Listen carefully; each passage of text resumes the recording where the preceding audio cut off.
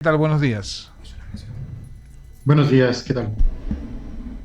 Querido ¿Me Esteban, qué escuchan? gusto de saludarte. Buenos días, discúlpanos la ¿Qué tal? demora, Buenos días. tuvimos un contratiempo. Jaime Velázquez arranca con nuestro querido amigo constitucionalista Está Esteban. Fausto Salinas también conectado, No, no sé si le tranquilo, dicen tranquilo, algo sí. en espera. Fausto, Sí, ok. entonces a ver si entramos con los dos y hacemos de una vez, podemos hacer un panel con todos nuestros amigos y con Fausto mientras tanto. Arranquemos con, sí, con Esteban, arranquemos entonces el A ver, comentario. Sí, vamos Jaime, con por Esteban. favor. Esteban, rapidito con las análisis del tema. Justamente se habla de cuál es la lección que deja esta segunda vuelta, ¿no? Y cuál es la alternativa, porque queremos cambiar el Ecuador. Así que te doy la palabra y te cedo tu criterio al respecto. Bueno, también aclarar, yo no soy experto en seguridad, así que con Fausto no voy a poder interactuar en ese Estamos de sentido. acuerdo. Eh, sí. Eh, a ver, lecciones aprendidas, creo que ninguna todavía. Creo que tenemos lecciones que están todavía en proceso de aprendizaje o demostraciones de una nueva realidad política que vive el Ecuador. Ya se lo había dicho, nosotros vivimos una segunda vuelta adelantada en la primera vuelta electoral, obviamente con matices intermedias que solo bajo aspectos de percepción y recepción podíamos señalar algunos fenómenos, como por ejemplo polarización exacerbada. También habíamos hablado de desencanto de votos y movilización personal sobre la base de la personalización de la política favorable al presidente Noboa. Esa es la primera lección. La segunda, que lamentablemente lo estamos todavía percibiendo en este momento, es que en el ámbito electoral vimos, y las dos misiones de observación electoral principales, OEA y Unión Europea, vimos y evidenciamos que la institucionalidad electoral está debilitada. ¿Sí? Ujú. Las dos misiones de observación electoral en los dos informes previos han entregado dos resultados que son fuertes y que dejan mucho que decir de nuestro sistema electoral a pesar del éxito operativo que tuvo el proceso electoral, principalmente en lo que es obligatoriedad normativa. Y finalmente, creo que algo que es trascendental en este punto es el tema del reconocimiento de los resultados electorales. Los 12 puntos de diferencia, casi 12 puntos de diferencia entre Luisa González y Daniel Noboa nos dejan ver dos cosas: volatilidad y extrapolación de electores sobre la base de términos emocionales. Y la segunda es que nosotros como Ecuador, perdón, y derivada de esta es que nosotros como Ecuador hemos tenido, pues, creo que un alcance bastante significativo en cuanto a madurez política, sí, a madurez Ujú. política como ciudadanos, y estamos reconociendo en este sentido el triunfo de el presidente Noboa. Esperamos a los resultados oficiales, pero esto no ha sido compartido por Luisa González y Revolución Ciudadana, lamentablemente, que están tratando de exacerbar todavía esos ánimos, pero se van quedando en una isla en solitario. Creo que esas son las tres lecciones aprendidas iniciales con las que podríamos iniciar el diálogo. Así es. Y lo segundo que te iba a preguntar de mi lado, para darle paso a mis compañeros, es justamente se abre la puerta para un cambio en el Ecuador. Y el camino que ha elegido o ha prometido el presidente Noboa es la constituyente. ¿Cómo ves este tema y justamente si realmente hay que hacer una asamblea constituyente para hacer los cambios o se puede hacer de otra forma? ¿Hay otra manera para hacer los cambios que necesita el Ecuador? Porque una de las cosas que se decía, por darte un ejemplo, el presidente candidato, es un ejemplo que te pongo, hay miles de cosas que están en la Constitución que respaldan pues un tema operativo bastante complicado a nivel jurídico. Entonces te pregunto, ¿cuáles son las vías para poder cambiar eso que se tiene? A ver, en primer lugar ya fue anunciado el tema de la constituyente y mira, yo hice un análisis de la frecuencia discursiva antes de este fin de semana. Vi que estuvieron con Carlos Rojas previamente, quien tuvo unos invitados asambleístas electos y que hablaron sobre la constituyente, y justo haciendo la previsión hicimos con un grupo de colegas un análisis de frecuencia discursiva del presidente Noboa y del ministro de la Gasca antes de que se infoxique todo este tema con participación política. ¿Cuáles fueron los temas que señalaron los dos alrededor de la constituyente? Voy a acudir aquí a mi ayuda de memoria. Seguridad en el tema de bases militares, institucionalidad y gobernabilidad, además de modernidad, y ahí se incluye el tema de la eliminación de los conflictos de poder que genera el Consejo de Participación Ciudadana. Habló de eficiencia legislativa, eliminar bloqueos de ejecutivo legislativo, habla de pueblos y nacionalidades con aspectos de autonomía, sistema judicial, no hace mucha mención, pero tiene que ver con el crimen organizado, crecimiento económico, que es una flexibilización de las restricciones en inversión extranjera, hablar de zonas francas tecnológicas y finalmente el empleo juvenil en materia de educación. Todo esto se puede manejar al menos inicialmente con reformas parciales o enmiendas constitucionales, salvo el tema de la reconfiguración orgánica del Estado. En este sentido, la eliminación del Consejo de Participación Ciudadana, para la cual sí se requiere de una constituyente. Pero vemos que las dos trabas que tiene el presidente Noboa es, uno, la Asamblea Nacional, que todavía no vamos a saber cuál es su forma y su dinámica, porque puede tener una gran oposición en ese sentido. Las reformas parciales o enmiendas constitucionales serán difíciles, además que no logramos una recodificación de la Constitución de las previas reformas, así que creo que por eso se va por el tema constituyente. Y el segundo tema es el tema de la constituyente. Creo que va enfocado dentro de la institucionalidad, nuevamente hacer ese checks and balances, ese tema de pesos y contrapesos interfuncionales. La eliminación del CPCC te va a dejar un hueco en la administración pública, pero por otro lado creo que también quieren restringir algo de la actividad legislativa respecto a los bloqueos que se podrían generar. Creo que eso es lo que se ha mencionado, y por el hecho de esta refuncionalidad orgánica, sí tendríamos que acudir a una constituyente, y porque además, como te decía previamente, las reformas parciales y las enmiendas constitucionales tienen esa traba en la Asamblea Nacional que la pueden demorar, y además que es difícil su recodificación a escala constitucional. Creo que esos serían los primeros análisis. Clarísimo, Esteban. Le voy a dar paso a mi compañera Carla Escobar, que Gracias. tiene más preguntas para ti. Adelante, Carla. Doctor Ron, buenos días. Hablemos de tiempos. Si el gobierno nacional, el Ejecutivo, quiere convocar a una asamblea constituyente ya el próximo mes, ¿cuáles serían los procesos y los tiempos que necesita el Ejecutivo para que esto se dé? Estamos hablando de más de un año, año y medio aproximadamente, según mis cálculos. ¿Cuál es su opinión sobre esto? Me tengo que adherir a esto. Creo que en el tiempo más rápido puede ser un año. Sí, porque hay tiempos constitucionales y electorales que tienen que respetarse, además de 3 procesos electorales intermedios, ¿sí? Que igual dentro de la frecuencia discursiva el presidente Noboa había dicho que es un proceso rápido, eficiente y cargado de pragmatismo.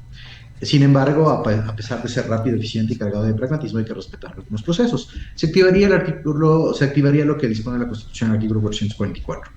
Esto es una consulta popular, ya lo decían ustedes en la entrevista previa, que determine el estatuto de funcionalidad de esta Asamblea Constituyente.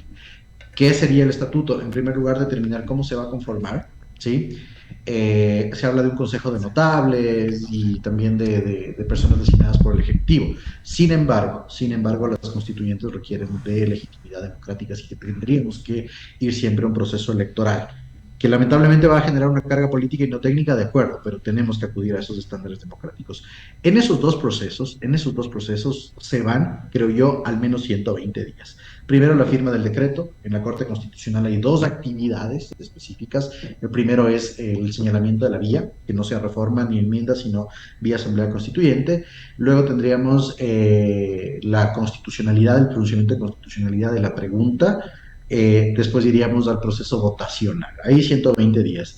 Después del proceso votacional, creo que inmediatamente se tendría que llamar a un proceso de selección de los asambleístas constituyentes en otros 90 días. Entonces estamos ahí hablando de 210 días. Y el proceso constituyente como tal, yo creo que muy express, 90 días más. Entonces, solo ahí ya estamos hablando y bordeando los 310 días.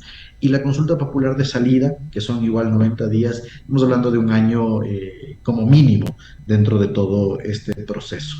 Y lo importante acá es señalar qué va a pasar en ese año, ¿sí? Es decir, el régimen transicional. Carlos Rojas decía previamente que tuvo reuniones, tuvo un programa con 2 asambleístas electos de ADN. No hablan del régimen transicional. ¿Qué va a pasar con la Asamblea Nacional actual, 255 miembros? ¿Se va a ir a la casa? ¿Qué va a pasar con los concursos del CPCC? Entonces aquí yo creo que lo más difícil es esa configuración transicional mientras dure la constituyente, porque estamos hablando del menos un año. Creo que esa sería la respuesta, Carlos. Doctor, claro, una de las cosas que me intriga más es, por ejemplo, los procesos que inicia el Consejo de Participación Ciudadana y Control Social. Estamos hablando de Fiscalía, estamos hablando de la renovación parcial de los vocales del Consejo Nacional Electoral.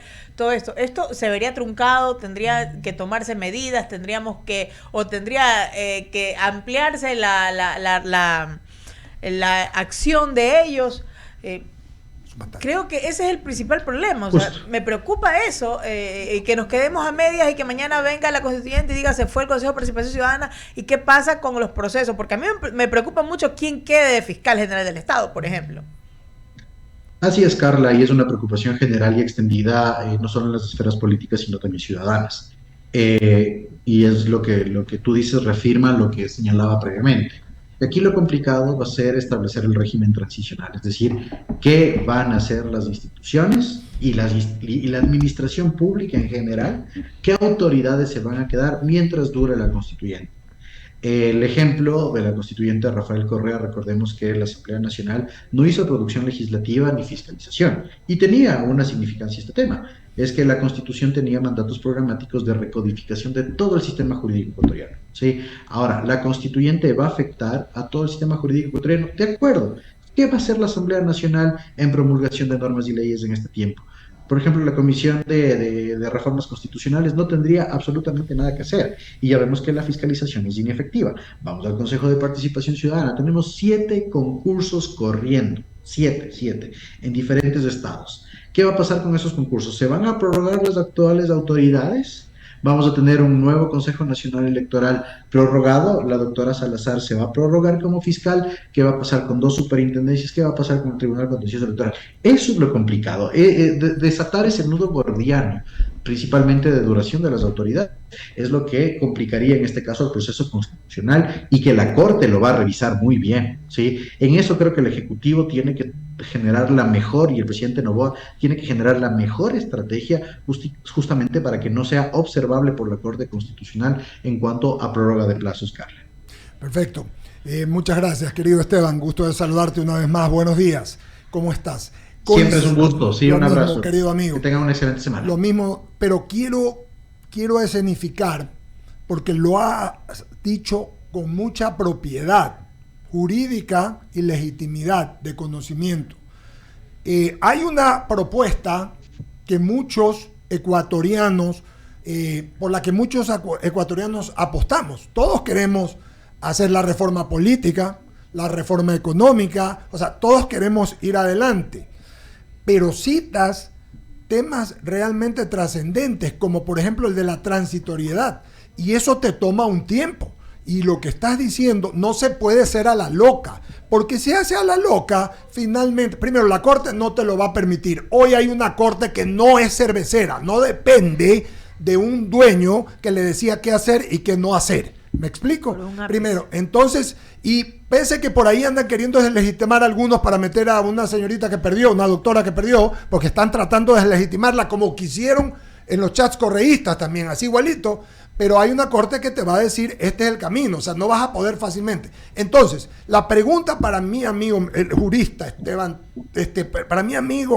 Ron, es, ¿qué hacemos con la propuesta del presidente en campaña, con esta frescura de haber ganado, con la emoción de la gente que quiere cambiar el Ecuador, con eso que no se puede perder porque recién comienza la ola, y con el tema jurídico? ¿Cómo encontramos, mi querido amigo, un verdadero y correcto, una conjunción para que las dos funcionen de la forma legal y legítima? Mira que digo legal y legítima, que son dos cosas diferentes, la una es de derecho y la otra es moral. Por favor.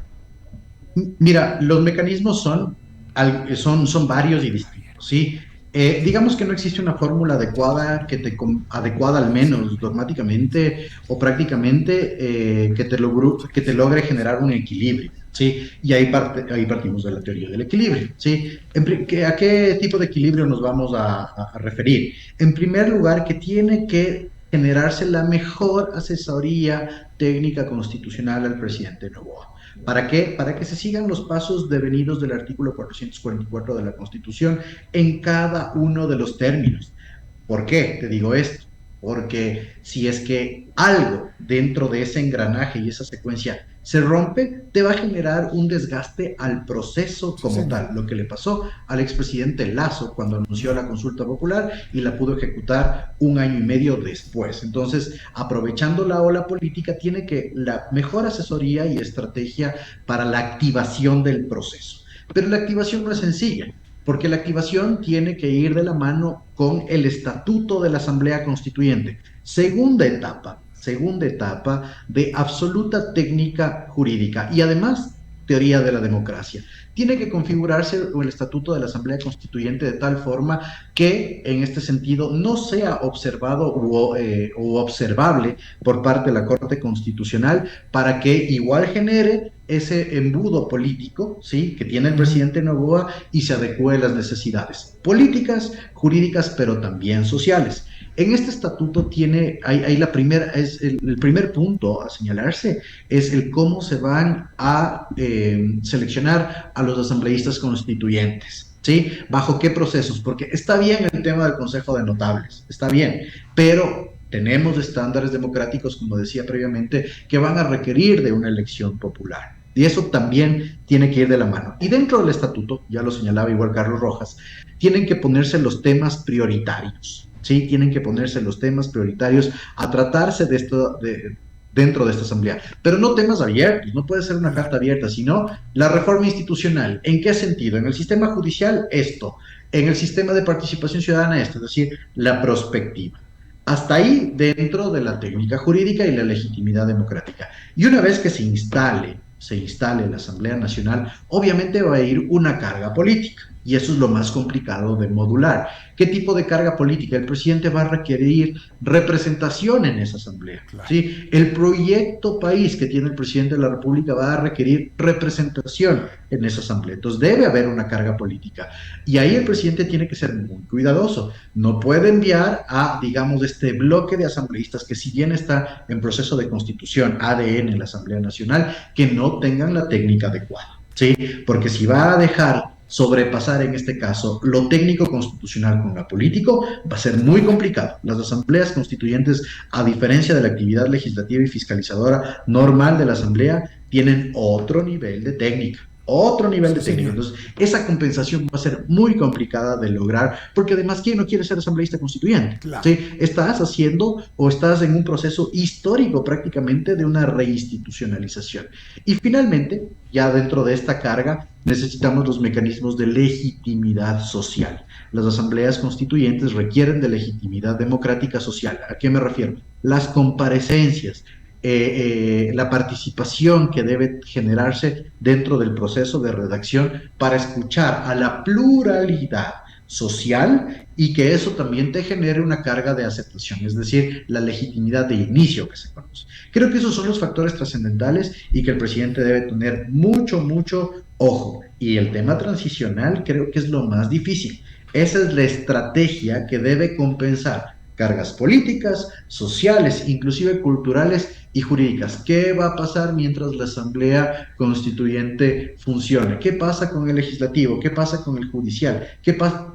Ir hilvanando uno a uno dentro de las relaciones interfuncionales, qué autoridades se quedan y además quiénes van a ser estas máximas autoridades. Eso es lo más complicado, creo yo, de este proceso de constitución. Mira, estimado Esteban, créemelo, te agradezco el haber contestado con tanta puntualidad y propiedad. Se me ocurre que estaríamos volviendo, para no usar esos términos que se llaman posverdad, de refundar la patria, reescribir la historia, no, pero a un momento que fue el de la dictadura, antes de la democracia, que hicieron las famosas comisiones legislativas para tomar en consideración todo lo que estás diciendo, para que no haya la falla y se coordine. Es decir, comienza con eso, ¿no? Con un grupo de juristas, con un grupo de gente que entienda derecho. Ahí no puede haber política, ya no pueden jugar tiempos, o sea, el único tiempo político es la ola, pero dentro de ello hay que coordinar jurídicamente para que sea legítimo. Y yo creo que más allá de eso, ese es hoy el desafío real del presidente de la República y de su equipo. Ahí hay gente capaz. El ministro de la Gasca es un hombre talentoso y hay gente capaz, como el mismo presidente y gente que tiene alrededor, para no actuar impulsiva e impetuosamente como debe hacerse, sino hacerlo. Sí, con el ímpetu, pero con la legitimidad legal. Ahora sí hablo de la legitimidad jurídica para llegar a todo lo que tú estás diciendo y no cometer un error que mañana pueda traer abajo. Mira, ni siquiera hablemos de esta elección. En algún momento van a la CID o algún momento cambia y se tiran abajo todo. porque no se puede dar un espacio. Querido Esteban, quiero agradecerte tu gentileza, primero esperarnos un momento y mandarte un abrazo y agradecerte. Realmente creo que has dado el camino legal y el camino también de legitimidad, los dos y los tiempos, clarísimo. Te mando un fuerte abrazo y gusto de saludarte. A ustedes, muchas gracias, saludos. Yo espero, igual saludos a Fausto. Solo una cosa para cerrar. Por favor, hay no hay un problema. término que lo utiliza Giovanni Sartori, Por que favor. se llama ingeniería constitucional. Eso es lo que creo que debemos Ingeniería empezar a constitucional. entender, ¿no? Mira Todo qué este interesante el término. Ingeniería constitucional. Qué interesante. Oye, que no suena a física cuántica, pues, ¿no? Te mando un abrazo, gusto de saludar. Un abrazo. Chao. Muy Un bien. gran inicio de semana. Adiós. Buena semana. Muy bien, gracias a Esteban Ron. Brillante como siempre. A Pescado Roja también. Ya mismo lo tenemos a Fausto Salinas. Le ruego a mi querido